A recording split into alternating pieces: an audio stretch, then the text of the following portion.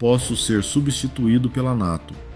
Em 2 de março de 2025, o presidente ucraniano Volodymyr Zelensky informou os jornalistas no Reino Unido que, sem hesitação, 5 palavras. Não parecia ser apenas mais um comentário político, porque Zelensky deixou bem claro um ponto de vista nessas 5 palavras. O futuro da Ucrânia é muito mais importante do que o seu destino pessoal. No entanto, como é que chegamos a esta situação inimaginável?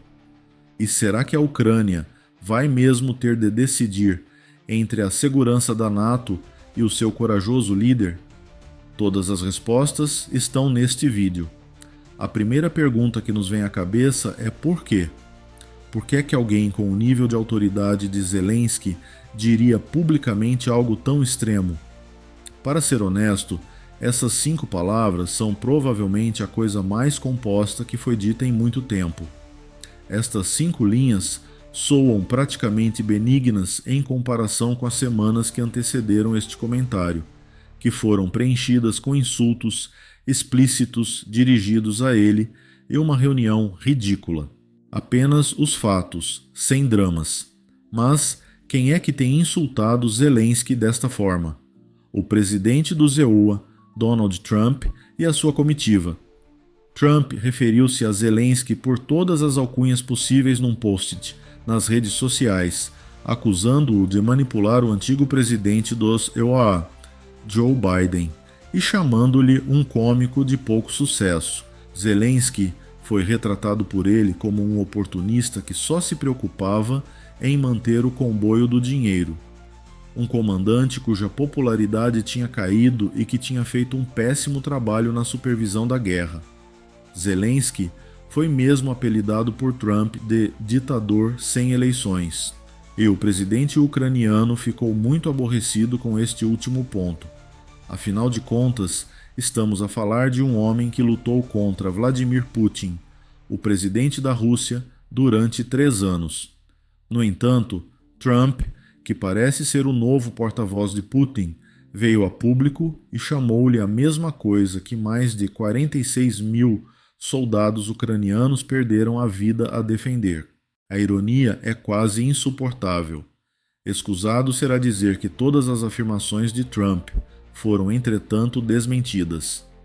Para se manter no poder, Zelensky não adiou as eleições de 2024. Tomou esta medida porque a lei marcial, que foi imposta na sequência da invasão russa da Ucrânia em 2022, proíbe a realização de eleições, de acordo com a Constituição do país. Esta foi uma ação legalmente exigida durante um estado de guerra, não uma tomada de poder. A popularidade de Zelensky também não caiu muito. Apesar de ter flutuado por causa da guerra, o seu índice de aprovação ainda é alto, cerca de 63%, o que é diferente dos 4% que Trump tem flutuado. Além disso, a afirmação de Trump de que Zelensky fez um péssimo trabalho na supervisão da guerra russo-ucraniana está claramente em desacordo com esta taxa de aprovação. O contrário é que é verdade. Durante uma das guerras mais difíceis de que há memória recente, Zelensky orientou a Ucrânia. 3 anos depois de a Ucrânia ter sido brutalmente atacada pelo que se pensava ser o segundo exército mais forte do mundo, Zelensky foi capaz de unir o seu povo e a comunidade internacional face a probabilidades esmagadoras, permitindo que a Ucrânia se mantivesse unida. Independentemente do fato de os comentários de Trump serem infundados ou exagerados, é inegável o prejuízo que causaram à relação entre os Zepotrida e a Ucrânia. E não esqueçamos que, desde o início da invasão, os EUA têm sido seu maior doador da Ucrânia. Os EUA deram à Ucrânia, US, 53,44 bilhões em assistência financeira e humanitária, e US, 68,4 bilhões em assistência militar, entre 24 de fevereiro de 2022 e 31 de dezembro de 2024, de acordo com o think tank alemão Kiel Institute. Por conseguinte, perder os Ecares-Dayton como aliado não só prejudicaria a Ucrânia, mas também todo o seu esforço militar, alterando potencialmente o resultado do conflito. No entanto, como se pode ver, o fosso entre a Ucrânia e os Elitsekinaseus foi inicialmente provocado por esta ajuda. Vamos esclarecer. Todos os olhos estavam postos em Trump, após a sua reeleição como presidente do ZEUAT. A principal questão era se ele iria parar os milhares de milhões de dólares de ajuda que estavam a ir para a Ucrânia ou se iria continuar a apoiá-la. No início, Trump, que é conhecido por ser um presidente transacional, escolheu uma terceira opção dissimulada, uma parte do futuro da Ucrânia. Em tempos, propôs que a Ucrânia desse aos Eleseus Ara metade dos seus preciosos recursos minerais como forma de agradecimento por toda a ajuda que já foi dada, ou talvez como requisito para que a ajuda continuasse. O valor total estimado dos recursos que estamos a discutir é superior a 26 bilhões de dólares.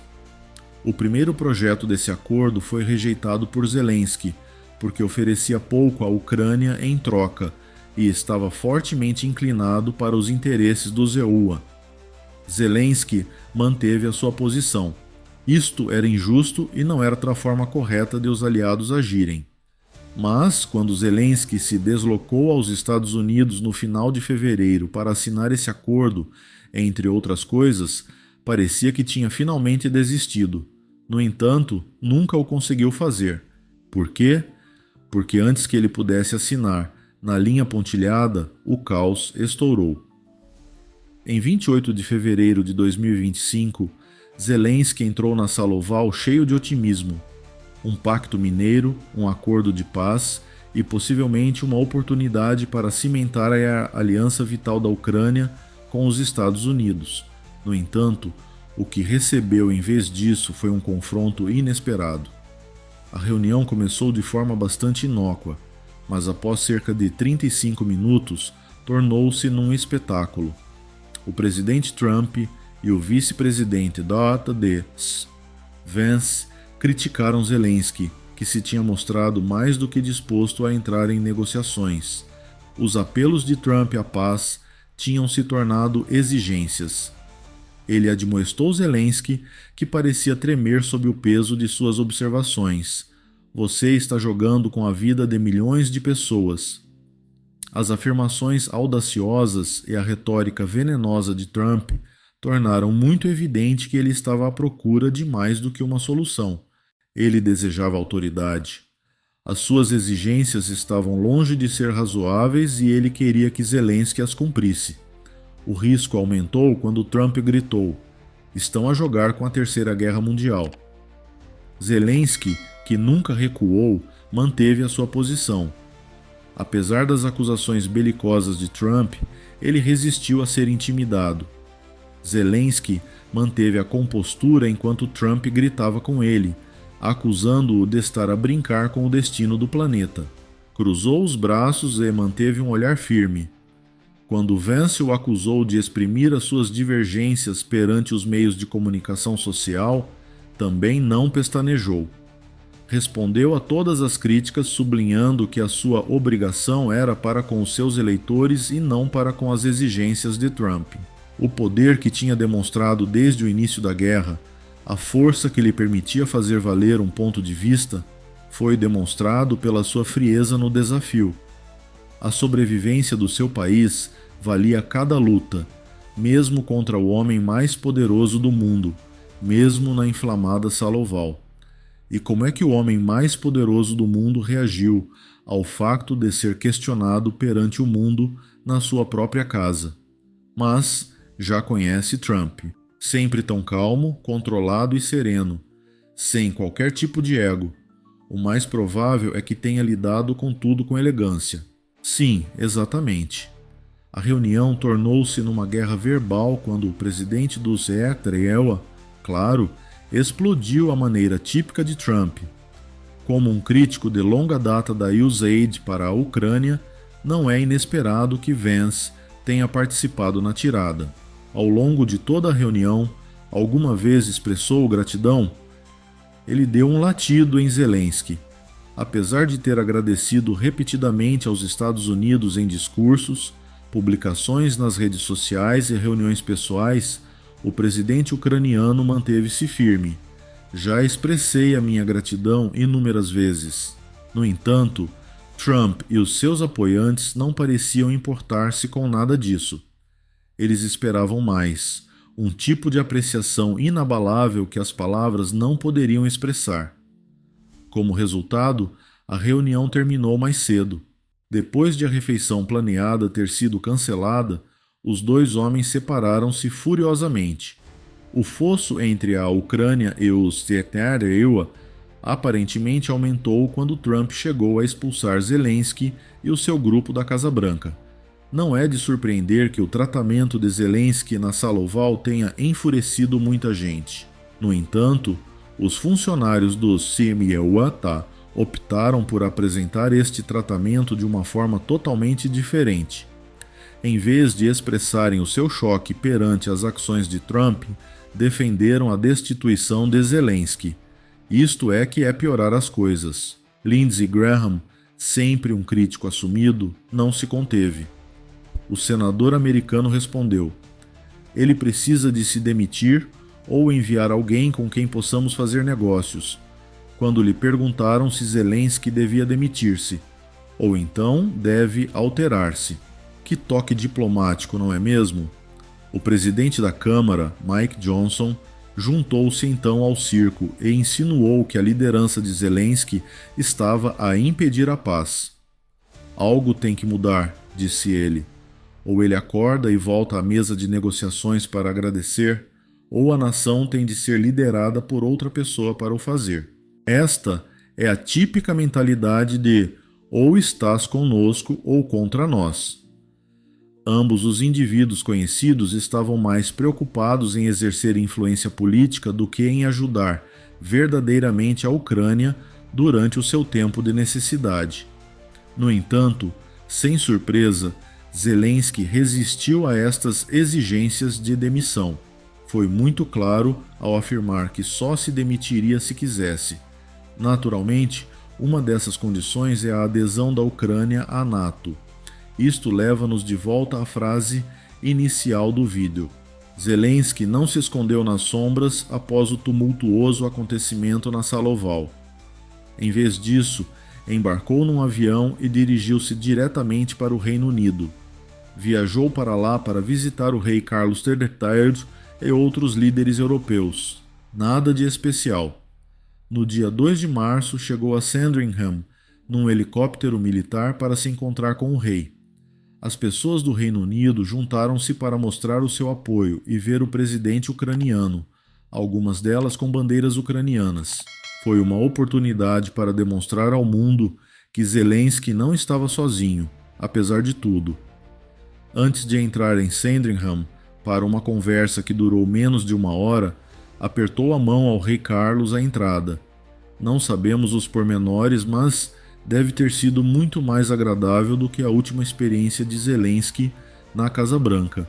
No entanto, temos informações sobre a conferência de imprensa que organizou em Londres nesse mesmo dia. Zelensky voltou a subir ao palco cerca de um dia depois da sua tumultuosa visita à Casa Branca.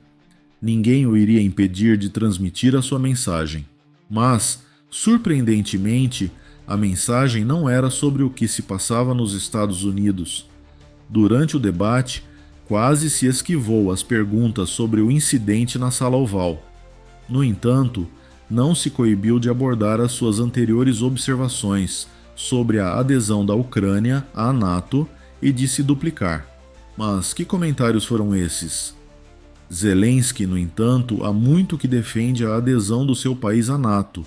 Não há nada de novo nisso. Mas, depois do primeiro colapso do acordo mineral, Zelensky intensificou os seus apelos. Estava determinado. A Ucrânia precisava de garantias de segurança claras e fiáveis, garantias que impedissem o regresso do conflito à Ucrânia. Um acordo de paz que garantisse que a vida nunca mais fosse destruída pela Rússia. Aqui, Zelensky referia-se claramente à adesão à NATO. Em 23 de fevereiro, poucos dias depois de Trump o ter apelidado de tirano sem eleições, fez a mesma declaração. Zelensky fez algo que poucos líderes fariam nesta altura: demitiu-se. Se for pela paz na Ucrânia, então estou pronto para deixar o meu cargo, declarou Zelensky num discurso impressionante durante a conferência Ukraine Year 2025 em Kiev. Mas isso não é tudo. Pela primeira vez, propôs esta solução de compromisso pouco convencional e ofereceu-se para se demitir em troca da adesão à NATO. A única prioridade de Zelensky, a segurança da Ucrânia, ficou bem patente nesta declaração. Ele não estava a tentar manter o poder. O que estava em causa era a sobrevivência da Ucrânia. Um presidente que dá prioridade ao futuro da sua nação sobre os seus próprios interesses. Liderança é isso, o tipo de liderança que deixa uma impressão duradoura. Zelensky foi questionado em Londres a 2 de março sobre as suas declarações relativas à sua demissão. Zelensky não hesitou novamente. "Sou intermutável para a NATO", declarou, abrindo o vídeo com essas 5 palavras. No fundo, estava a dizer: "Não há problema, retirem-me da situação, mas façam com que tenha significado." Prosseguiu dizendo que se a Ucrânia aderisse à NATO, ele teria atingido o seu objetivo. Acreditava que a adesão à NATO era o objetivo final, e não se contentaria com nada menos do que isso como seu legado. No entanto, ainda não é claro se a sua demissão será aceite pelo povo ucraniano. Este facto foi mencionado nas declarações de Zelensky. "Não será fácil mudar-me", continuou, "porque só a realização de eleições é insuficiente. Seria um pouco mais difícil se não conseguissem impedir-me de participar. Por outras palavras, boa sorte." Depois, em resposta às autoridades americanas, nomeadamente a Elon Musk, que exigiu a sua demissão, Zelensky respondeu como se já não fosse um especialista em desviar as críticas. Ele deixou claro o óbvio: os cidadãos de outras nações estão a aconselhar os ucranianos na escolha do presidente. Zelensky não estava apenas a defender o seu ponto de vista, sejamos claros. Estava a denunciar a ingerência estrangeira, que descreveu corretamente como antidemocrática e destrutiva. Depois da humilhação total que sofreu no dia anterior, é quase surpreendente ver Zelensky dizer estas coisas. Depois de ter sido publicamente desmantelado por Trump e Vance perante os meios de comunicação social de todo o mundo, fica subitamente ereto e defende-se das acusações com a postura de um diplomata experiente. Certamente não de um cômico de pouco sucesso. Este homem tinha acabado de sofrer uma das mais severas censuras públicas possíveis e manteve-se imperturbável. Na realidade, era tudo menos isso. Yalda Hakim, jornalista da Sky News, que teve a sorte de se sentar ao lado de Zelensky durante o debate da mesa redonda no aeroporto de Stansted, ficou igualmente impressionada com a sua postura. O espírito de Zelensky parecia estar tão inabalável como sempre, disse ela. Não havia remorsos ou derrota evidentes, apesar dos aparentes desafios das semanas, meses e, sejamos francos, anos anteriores. Ela caracterizou-o como um líder que, sem dúvida, não iria recuar, e como teimoso e determinado. E isto, apesar de tudo o que a Ucrânia tinha passado. Com uma confiança inabalável, Zelensky declarou: "Estamos a lutar pela liberdade e pela democracia." Hakim apercebeu-se de que este desafio era a mesma característica que fizera dele um líder mundial e um símbolo de resistência. Zelensky teve a coragem de continuar a lutar, mesmo quando parecia que a nação mais poderosa do mundo se estava a virar contra ele. Mas será que a sua valente luta será frutífera? Por enquanto, está a dar dividendos. Zelensky está, sem dúvida, a receber mais apoio do que nunca dos líderes europeus. Estes manifestaram rapidamente o seu apoio ao presidente ucraniano, após as críticas devastadoras de que foi alvo na Casa Branca. o primeiro-ministro canadiano Justin Trudeau, o presidente polaco Donald Tusk, o presidente francês Emmanuel Macron e o primeiro-ministro britânico Keir Starmer recorreram às redes sociais para manifestar o seu apoio à Ucrânia. É interessante que Zelensky tenha respondido a cada um dos posts separadamente dizendo "Obrigado pelo vosso apoio", o que muitos interpretaram como uma ofensa a Vance. No entanto, a reação europeia foi além das redes sociais, apesar de alguma potencial mesquinhez. Estes líderes estavam a mobilizar-se para além de publicar. Starmer foi um dos primeiros a declarar inequivocamente que o Reino Unido estava pronto para apoiar a paz na Ucrânia, tanto com aviões no ar como com botas no chão. Zelensky também esteve presente na Cimeira de Londres, onde esta declaração foi reafirmada. Vários países comprometeram-se a enviar soldados para um esforço de manutenção da paz na Ucrânia, na pendência de um acordo de paz, como revelou Starmer. Na reunião foi também feito um anúncio inovador. O Reino Unido anunciou um acordo para fornecer à Ucrânia 2 mil milhões de dólares em financiamento à exportação para mais 5 mil mísseis de defesa aérea. Este tipo de dedicação é mais poderoso do que qualquer declaração diplomática. Starmer esclareceu que a Europa tem agora de suportar o fardo, sugerindo que a NATO já não pode depender dos Estados Unidos. Trump acertou em cheio, como prova a sua decisão de cortar todo o financiamento militar à Ucrânia em 4 de março, apenas 2 dias depois. Além disso, esta visão transcende o compromisso da Europa com a Ucrânia. Além disso, países como o Reino Unido e a França estão a aumentar os seus próprios orçamentos de defesa. Até 2027, o Reino Unido, por exemplo, planeia aumentar o seu orçamento de defesa para 2,5% do PIB. Para uma nação que apenas ultrapassou o limite de 2% da NATO em 2015, não é um feito pequeno. Apesar de não ter sido pormenorizado, o secretário-geral da NATO, Mark Rutte, também defendeu o aumento das despesas com a defesa, de acordo com os objetivos da cimeira. Temos de rearmar a Europa com urgência, afirmou a presidente da Comissão Europeia, Ursula von der Leyen, fazendo eco da sua posição. Além disso, revelou o seu surpreendente plano de transformar a Ucrânia num indigesto porco-espinho de aço para qualquer potencial invasor. Zelensky sentiu-se reconfortado com esta imagem marcante de que a Europa continua a estar do seu lado. Para além das palavras de consolo, os líderes do continente também estão a fornecer tropas, mísseis e um compromisso inabalável com a paz. Mas esperem lá, e a NATO?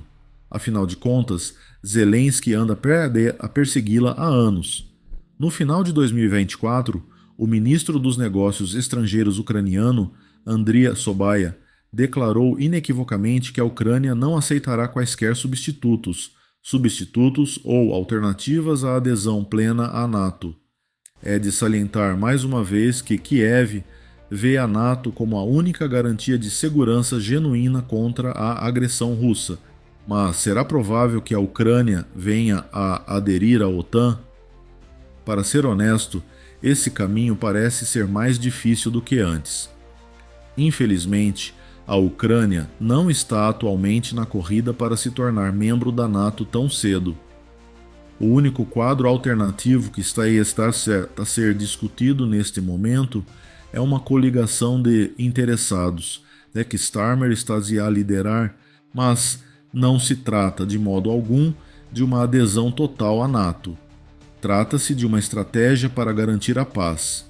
Sim, mas é insignificante em comparação com a segurança inabalável proporcionada pela NATO. Recorde-se que um ataque a um membro da NATO é um ataque a todos eles, tal como está explicitamente estabelecido no artigo 5º do Tratado do Atlântico Norte. A única cláusula que pode efetivamente impedir os militares russos de reentrarem na Ucrânia é esta: Mas os responsáveis norte-americanos têm se revelado um grande obstáculo à adesão da Ucrânia à NATO. Por exemplo, o presidente Trump deixou recentemente claro que a Ucrânia não será autorizada a aderir à NATO. De acordo com o conselheiro de Segurança Nacional do ZEUA, Mike Waltz, advertiu contra a noção de que os soldados do ZEUA seriam obrigados a defender a Ucrânia no âmbito da NATO, afirmando que as disposições do artigo 5º não se destinam a ser aplicadas à Ucrânia. Em vez disso, os Estados Unidos estão a pressionar os países europeus para que assumam a responsabilidade pela segurança da Ucrânia. A luta da Ucrânia pela segurança está longe de estar terminada, apesar de parecer que o acesso do país à NATO está atualmente encerrado. Isto levanta a questão de saber quem está na posse das chaves dessas portas. É a mesma nação que mantém a neutralidade da Ucrânia, ao mesmo tempo que reescreve a história para fazer parecer que ela nunca aconteceu, reconstruindo as suas cidades e raptando as suas crianças. De facto, é a Rússia. A Rússia e a sua persistente e forte oposição à expansão da NATO. A mesma nação está a tentar defender a sua invasão da Ucrânia, salientando que a perspectiva remota de esta nação aderir à NATO num futuro distante representa uma séria ameaça à sua segurança. Não é que a Rússia não esteja agora essencialmente cercada pela NATO. No entanto, evitemos entrar em pormenores, está bem? A posição da Rússia é essencialmente a de que a Ucrânia é livre de aderir à União Europeia, mas não é autorizada a aderir à NATO. Putin pode agora apresentar a adesão da Ucrânia à NATO como um perigo para a segurança, mas, apesar das suas constantes discussões sobre a linha vermelha, não fez nada quando a Finlândia e a Suécia aderiram. Na realidade, Putin opõe-se à adesão da Ucrânia à NATO porque, com base nas suas palavras e atos, está determinado a destruir a sua soberania. Não desistirá enquanto a identidade, a cultura e a língua da Ucrânia não forem erradicadas. A NATO é apenas o seu pretexto para impor a sua vontade a uma nação que ele considera intolerável por ter alcançado a independência. Depois, há todo o problema da desmilitarização ou, sabe, do sitting duck na Ucrânia. Putin quer que a Ucrânia esteja desarmada, uma vez que a NATO não corresponde a essa descrição, e uma Ucrânia desarmada é uma Ucrânia que ele pode invadir sem encontrar qualquer oposição séria. Além disso, Putin pode acabar por conseguir tudo o que deseja em resultado da súbita mudança do ZEUA em relação à Rússia sob o comando de Trump. E num mundo em que as balizas estão sempre a mudar, a Ucrânia é deixada a lutar pelo seu futuro. Mas não nos iludamos. A Rússia não concordaria rapidamente com a adesão da Ucrânia à NATO, mesmo que Zelensky partisse amanhã. Como já foi dito, nunca se tratou de um único líder ou de uma única escolha. O objetivo é erradicar a Ucrânia como país. No entanto, o que é que prevê que aconteça a seguir? Acha que Zelensky acabará por levar a Ucrânia a aderir à NATO antes de se demitir?